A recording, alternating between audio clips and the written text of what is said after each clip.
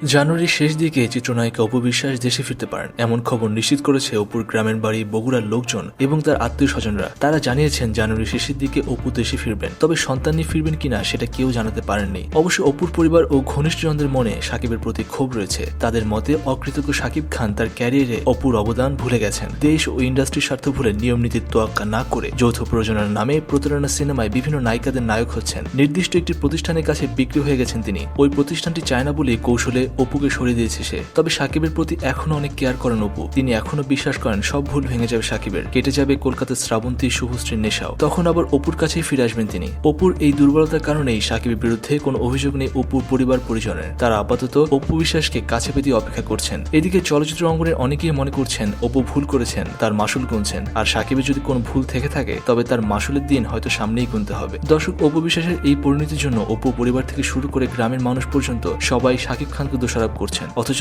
অপু লাপাত্তা হওয়ার পর থেকে এখন পর্যন্ত যত ঝড় সাকিবকে পোহাতে হয়েছে, তারপরও সাকিব একবারের জন্য অপুকে নিয়ে কোনো কটু মন্তব্য করেননি। এই সব কিছু নিয়ে আপনার যে কোনো মন্তব্য জানাতে পারেন নিজের কমেন্ট সেকশনে। আর মিথ্যা বা জীবিত তারকাদের মেরে ফেলে সস্তা ভিউয়ের জন্য বানানো খবরের জন্য নয়, সৎ, সত্য ও বস্তুনিষ্ঠ খবরের জন্য সাবস্ক্রাইব করুন খবর টিভিকে।